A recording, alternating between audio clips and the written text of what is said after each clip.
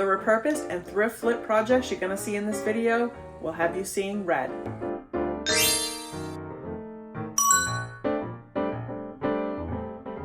This is the kind of red I was talking about. Not mad red, but red wagon red from Sweet Pickens milk paint. So I'm going to make up some of this, and I'm not sure how much I have left in here. I think there's quite a bit, but I'm going to measure it out. We're going to use this little cup. You have to do 1 part your paint, 1 part water. So I don't know how much paint I have in here, and I have quite a few projects that I want to do in red. Red is the in color this year for Christmas, the holiday season, and I am ready to do it. I'm ready. That looks like all of it. Geez, I guess I gotta stock up. Okay, so I'm gonna put this all in a red solo cup. Oh, look at that, more red. So I'm gonna put it in there, and then I'm gonna go get the same amount of water in the cup that I had of the milk paint. I'm gonna get it a little bit warm. I want it a little warm. It helps dissolve it, you know, get the powder to dissolve into liquid form, and it's a little bit easier. Then we're gonna set it aside and just wait for it to thicken up just a little bit. It takes about 5 minutes or so. Okay, so there's a little bit of warm water, the same amount of paint that I put in there. And then we're just gonna stir it up really good, the best that we can. I love this barn red paint. It's like an old vintage look, kind of a primitive color. See that? I love it. So I'm just gonna keep stirring this. You don't need to sit here and watch me do that. And then I'm gonna let it sit for a few minutes, and then when we come back, we'll get started with the project. So while we wait for the paint to dissolve and thicken up a little bit, I wanted to show you the project, the first project we're gonna work on. So this is a little tool box, little caddy that I picked up at Goodwill. I picked up like 5 or 6 of them. They were in a tote all together, and they weren't put together. They were in a package all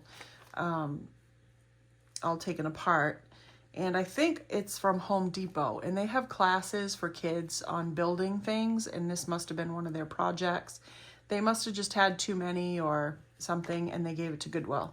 What I want to do first before I paint it is just kind of touch it up with some sandpaper and get, you know, just get it a little bit smoother on the edges, and little, like down here is really rough. So just get it a little bit smoother, and then we'll start the project.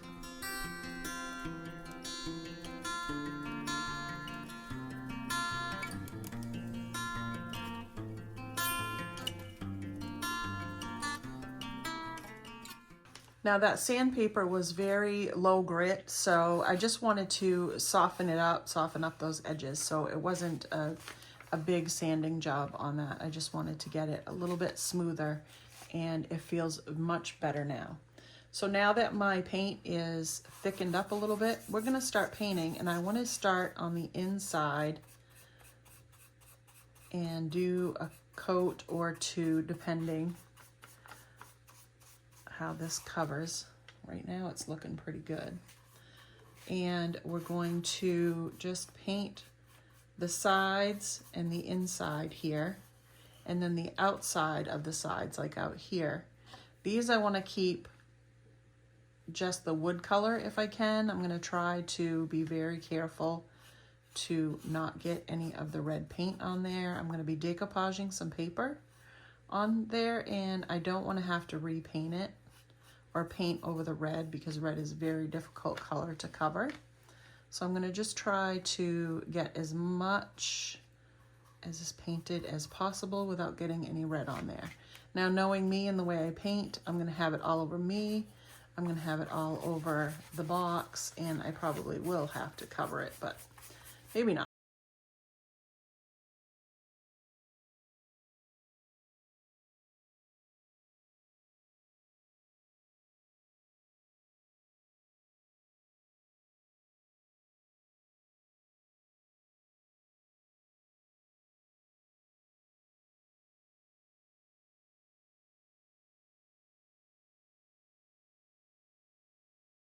My little tote is all dry. I have this Tim Holtz paper that is called Christmas or Noel. And I got this off from Amazon. I'll have a link down in the description for you if you're interested in it. It is a beautiful paper. It reminds me a lot of the spring one that I like to use. I can't think of the name of it, but it has birds in it. And I just love that one. And this one is really cool too. So this is the, I guess, Christmassy version of it. And I'm just going to figure out where I want it to put it on the front of my box. And I just rub the edges to get that indentation there so I know kind of where to cut it. I'm not going to cut it right on the line. I'm going to leave a little bit of room there so that I'll just sand it off once it's dry. So to put this on, I didn't paint my box because it's already a light color, so it'll be fine the way it is. And actually the yellowish color of that wood is going to come through and give it kind of a vintage, old, distressed feel with that color. Once it dries, you can see when it comes through. But I just put a thin layer of decoupage, or not decoupage, Mod Podge on the front, and then I lay down my paper and just rub it in. And then I just take a little bit of Mod Podge on my brush and brush that down. Now you can see the little nail holes, you can see the color in the background. That once that dries, it kind of gets more, gets darker, and you won't be able to see it as well. So here it is a little bit more dry, and you can see that it's kind of yellowish underneath that paper. I really like it. I think that gives it an aged look and just really nice vintagey look. Now, in order to get some nice clean edges on my box, I'm going to just use some sandpaper and sand around the edges to get that paper to come off, the extra excess paper. And of course I had to flip it over and do the other side. So this is the other side of the box. And I just picked out a piece of paper that I thought looked good, and stuck that on. Now, of course, I have to distress my edges because that's just what I do. And I'm taking my sandpaper and just going around just the edges, the handle, and anywhere that I think would look good being distressed. Then I'm going to take some clear wax. This is from Fusion, and I'm going to put this all over the box, even on the paper. I want it everywhere. I want this sealed in because, of course, I'm going to go in with my antique wax to age this piece up a little bit. And in order to do that and pull it back so it's not too dark, I'm going to add some clear wax and then wipe it back.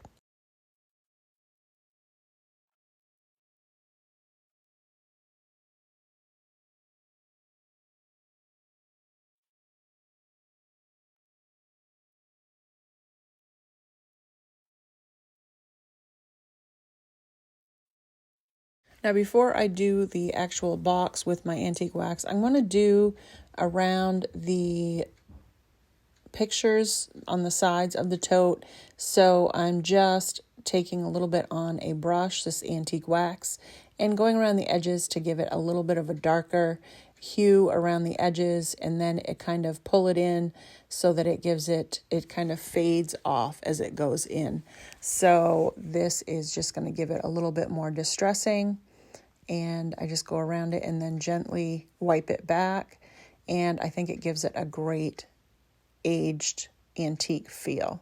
Then I go ahead and go on the box all around, inside and out, add the antique wax, and then wipe it back, and it comes out, I think,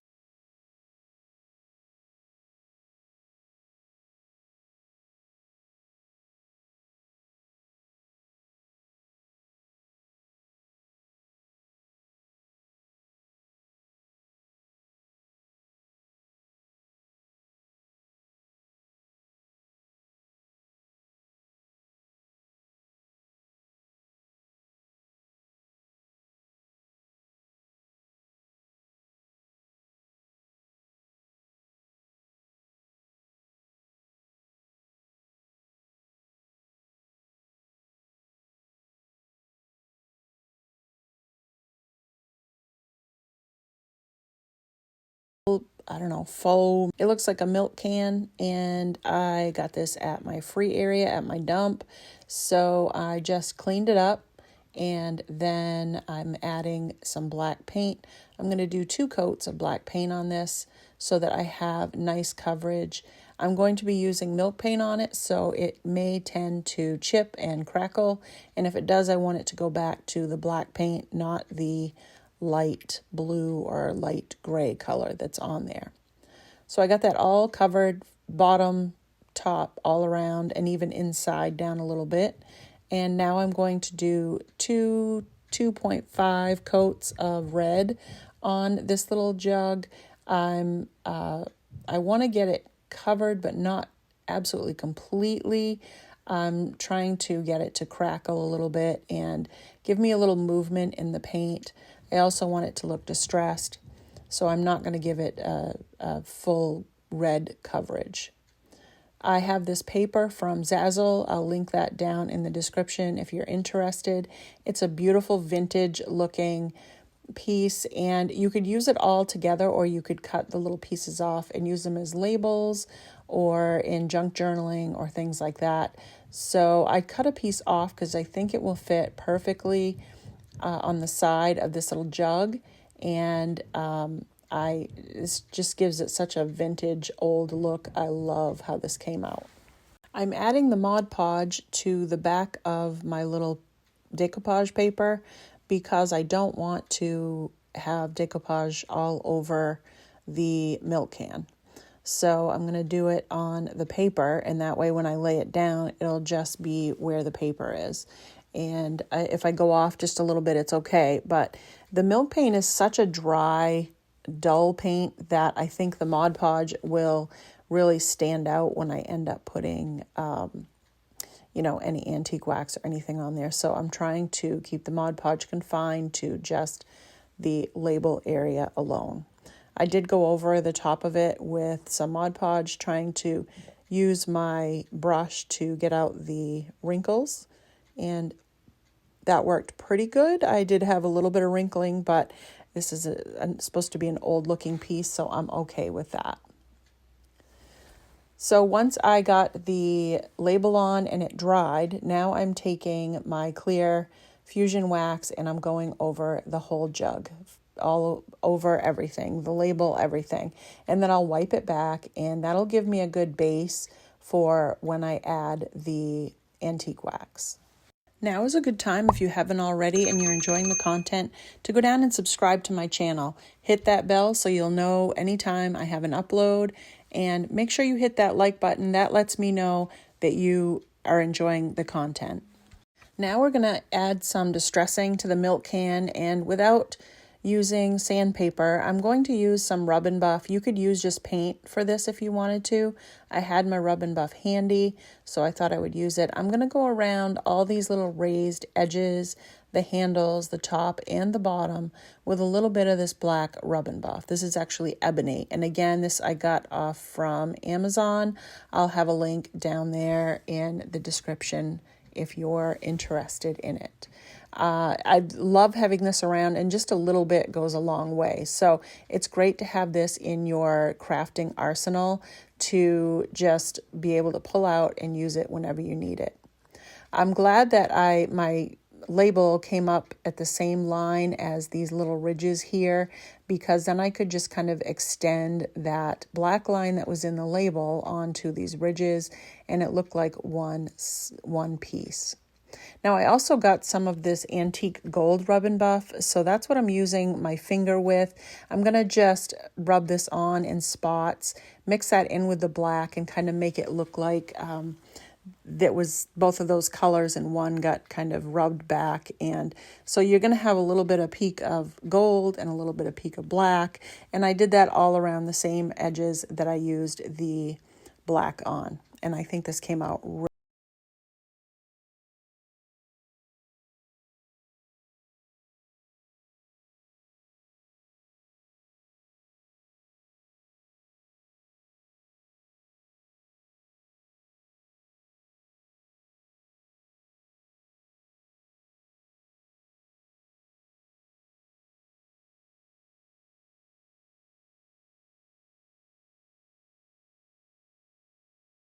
a thrifted project, a salvaged project, and now we're going to work on a repurposed project. I got something in the mail today, and I was looking at the packaging, and I said, I've seen some other people do some projects using these padded packages, and I thought I would try my hand at it. I'm not usually a trending person. I don't keep up with trends typically, but I have noticed that cardinals this time of year and in the holiday season are really big, and everyone is missing someone that has passed on, and I thought this would be a great project to work on. So I found a free printable of a cardinal, and I printed it off on my computer, then cut it out and added it to my packaging and cut out as many of those as I possibly could. So I got 7 of them. And what I'm going to do is use the 2 pieces and glue them together. So that's what I'm doing here. I'm just taking a little tiny bit of glue along the edges and I'm gluing it together. Now, the reason why I'm taking a little bit of glue and trying to make sure I don't put gobs of it on there is because I'm going to be stuffing it with a little bit of polyfill to puff it up just a little bit. And these are going to be great little tree ornaments or something you can hang on your refrigerator so that you can have it to remember your special someone. And I think the cardinals are just such a beautiful bird. And I think this is a great way to, in someone's memory, to keep around. You could do it all year long, I guess, if you wanted to. But I'm making these as ornaments kind of for the tree. So I glued it all together except for one little bit on the breast of the bird so that I could stuff it. And I'm going to, before I stuff it, go ahead and paint it. So I'm using my red paint, of course, because cardinals are red, or the males are. And I'm going to do 2 coats on both sides. So these are going to be 2-sided. So what I do is I'm going to do all the painting first before I stuff my bird. So I'm going to put the little black, a mask on the bird. And I just go kind of at an angle from above the beak, just kind of figure out where I want to do that. And then just put another line down just below the beak. So it kind of enhances that little beak in the bird. I'm not much of a painter, or a detailed painter. So excuse my, kind of not very good painting. I'm definitely not a Bob Ross, but I think I did pretty good. I think you get the gist of what it is. And I even used a little skewer for the eye and just put a little paint on it. So once I did both sides, I went ahead and distressed it with some sandpaper. So I like all the wrinkles in this. This is really a good thing with paper is that you get all those wrinkles and it just adds to the distressing of the piece. And of course, I like that kind of thing. So this works out really well. So I just distressed it with sandpaper as much as till I was happy with what it looked like. And then, of course, I went in with my antique wax to give it some age, to sit down in some of those creases in the paper. And I think this makes it look so antique and aged.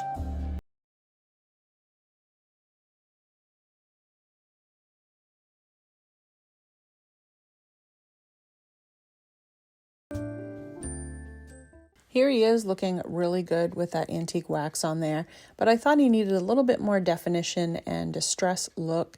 So I added some black paint to this brush and I'm going to just go around the edges. So this is going to give him a little more definition so he doesn't kind of fade off into oblivion. It kind of gives him a little bit of a pop and gives him more definition. So once that was done and dry, I started to stuff. Now I used a skewer because I wanted to get it in his little tail a little bit. And just so you know, if you try this, you're going to have spots where the glue didn't quite stick, and you're going to have stuffing pop out, and you're going to have to go and glue several times, little pieces here and there, because it's actually 4-ply, because you have 2 little pieces on each side that are glued together with the little foam pieces in between, because it's the padded paper. So it sometimes they come apart and you're going to need to glue them back together. Just as you're working away, you're going to see it's got a little pocket there that needs to be done. And just pop a little glue in there. You may have some burnt fingertips. That's what happened with me, but that's okay. It was worth it because I really think these came out so cute. So then I just sealed up, once I had him stuffed the way I wanted him to be, I sealed up his little spot where I stuffed him from with some hot glue. And then I just took my, what do you call these, hole punches, or a hole punch, and made some holes. I did change up how I did the hanger after this one. I didn't, I like how this one hangs, but I wanted to do something a little bit differently. So I did this one, I stuck it through and then just twisted the ends on it. But with the other ones after this one, I just used one hole around the neck area and the back of the neck and strung it through, twisted it, and gave it a little loop at the top. So it only has one little hanger. And you'll see, I think, in the end pictures, how I did the other ones. You'll see how they're hanging. So I put that through, and then I said, he's a little plain, so we need to add a little something. And I had some ribbon left over, but not enough. So I did what I could with the ribbon, and then, which was like a burlap color, and which you'll see in the end pictures as well. And then I decided I'd make one of these twine string little bows. So all I did was wrap it around two of my fingers, spread apart just a little bit to make it a little bit bigger. Or you can do it any size that you want. You can use 3 fingers, 4 fingers, however many, as big a bow as you want. And I just wrapped it around 5, 6, 7 times, however many times you want for your bow, if you want it big and fluffy. So then I took a piece of, pinched it in the middle, and I took a piece of twine and tied it so that it would stay together, and then fluffed out those little loops on the ends. And then I needed to make some little tails, so I cut off a couple pieces, I don't know, 4 or 5 pieces, and then tied those together and bent them down so that it would make the little tails for my bow. So I did that, did a little loop in the middle, and that just kind of holds them together, and then glued it on, and it worked out really well, and I think these came out so cute.